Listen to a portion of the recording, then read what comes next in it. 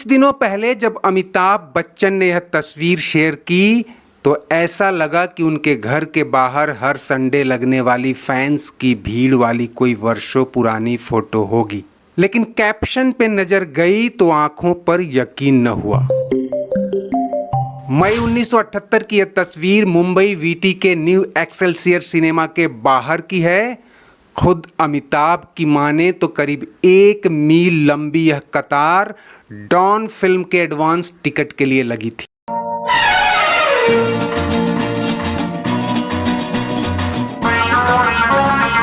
दोस्तों, मल्टीप्लेक्स के इस जमाने में जहां सीटें आधी भी भर जाएं तो फिल्म बॉक्स ऑफिस पर हिट मानी जाती है, वहां किसी फिल्म के लिए इतनी लंबी कतार किसी के स्टारडम और जुनून के हद तक फैन फॉलोइंग की यादें ताजा करती है। मैं हूं कौन? इस जुनून का अंदाजा इस बात से भी लगाइए कि उसी मुंबई में 5 किलोमीटर दूर मिनर्वा थिएटर में एक हफ्ते पहले ही अमिताभ की फिल्म त्रिशूल रिलीज हुई थी और वह भी हाउसफुल जा रही थी।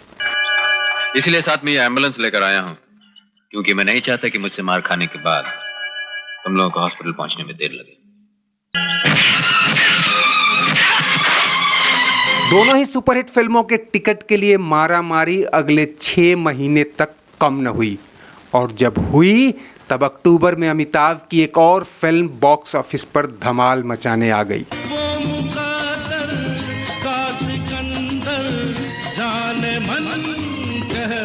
हमारी कहानी का असली मोड़ अब आता है दोस्तों।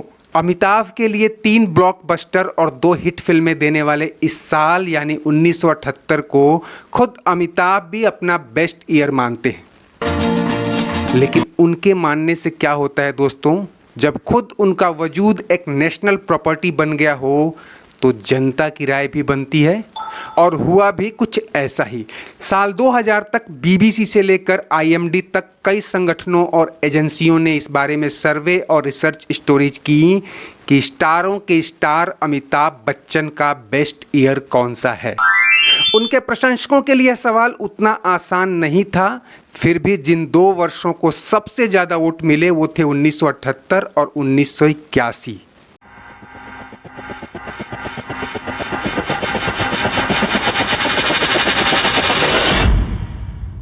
खैर, आज फिर यह सवाल आपके सामने है कि अमिताभ का बेस्ट ईयर आप किसे मानते हैं।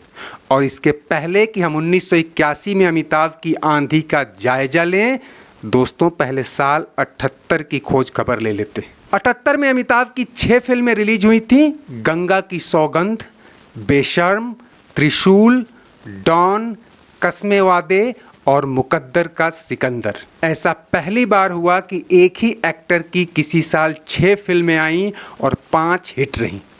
उनमें भी 3 यानी मुकद्दर का सिकंदर, डॉन और त्रिशूल ब्लॉकबस्टर थीं और उस दौर में जितना कमाया उससे ज़्यादा आगे चलकर कमाती रहीं। बेशर्म ही एक फिल्म थी जो फ्लॉप हुई। कस्मे वादे और गंगा की सौगंध कमोबेश हिट या एवव एवरेज रहीं। Top grocer of the year यानी साल की सबसे कमाऊ फिल्म रही प्रकाश मेहरा की फिल्म मुकद्दर का सिकंदर।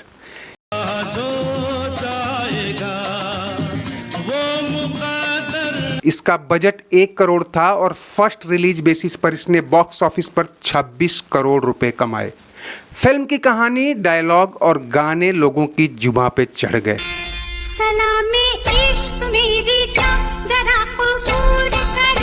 हालांकि कमाई की फहरिस्त में दूसरे नंबर पर त्रिशूल और तीसरे पर डॉन थी, लेकिन आगे चलकर डॉन को ऑल टाइम पॉपुलर फिल्मों में गिना गया। इसकी वजह भी थी। यह अनूठी फिल्म बीच में ही प्रोड्यूसर के निधन के कारण बड़ी मुश्किल से पूरी हुई थी और इसका प्रचार प्रसार भी नहीं हुआ था। ऐसे में कानों कान इसका करंट देश भर में फैलने में वक्त लगा, लेकिन एक बार जब फिल्म छा गई तो दर्जन भर भाषाओं में इसकी रीमेक आई जो आज तक आ रही हैं।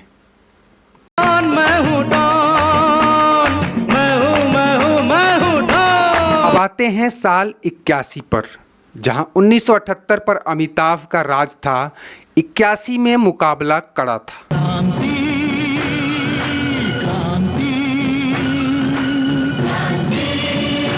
मनोज कुमार और दिलीप कुमार की क्रांति ने शुरुआती हफ्तों में बॉक्स ऑफिस पर शोले का रिकॉर्ड भी तोड़ दिया था।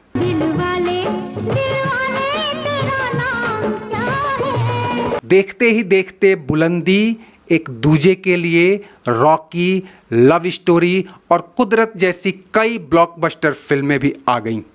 उसी बीच अमिताभ की 6 फिल्में रिलीज हुईं, 4 सुपरहिट रहीं और एक बॉक्स ऑफिस पर फ्लॉप होकर भी जबरदस्त म्यूजिकल हिट साबित हुई। यह भी रिसर्च का विषय है दोस्तों कि मई में जब पूरा उत्तर भारत या हिंदी बेल्ट गर्मी से झुलस रहा होता है, उसी महीने में अमिताभ की ज्यादातर फिल्में आईं और ब्लॉकबस्टर साबित हुईं। मई 81 में भी अमिताभ की 2 फिल्में आईं, मनमोहन देसाई की नसीब और प्रकाश मेहरा की लावारिस।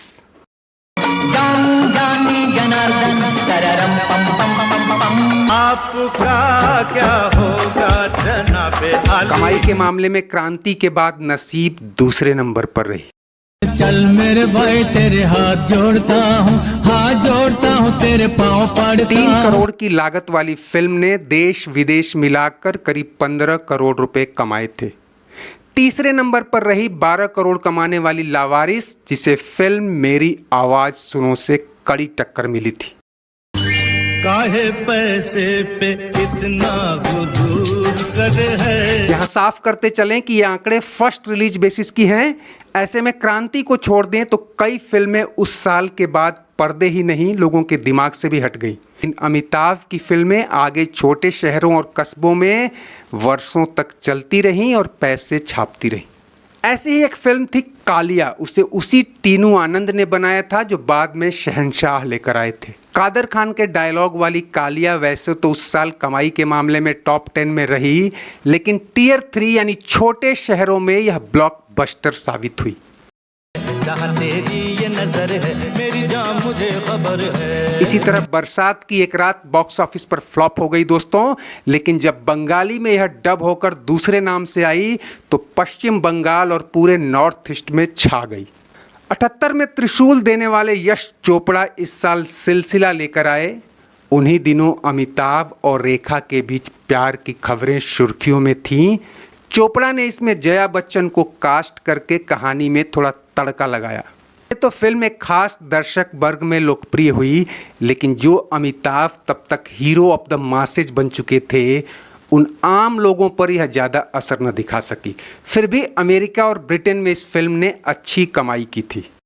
तेरी बाहों में है जानम मेरे जी। वैसे तो दोस्तों अमिताभ के अलावा कई फिल्मी हस्तियां भी 1978 को ही उनका बेस्ट ईयर मानती हैं, लेकिन कई क्रिटिक्स और किताबों में इस बात पर जोर मिलता है कि जहां 78 में अमिताभ के मुकाबले में सत्यम शिवम सुंदरम, आज़ाद, फंदेबाज, मैं तुलसी तेरे आंगन की और स्वर्ग नरक जैसी कुछ ही हिट फिल्में थीं, वहीं 81 में करीब 150 फिल्में रिलीज हुई थीं और इनमें भी क्रांति, बुलंदी, रॉकी, लव स्टोरी, कुदरत, कातिलों का कातिल, धनवान, एक ही भूल, प्यासा सावन, वारदात, चश्मे बद्दूर और उमराव जान जैसी कई हिट और लोकप्रिय फिल्मों ने दस्तक दी थी।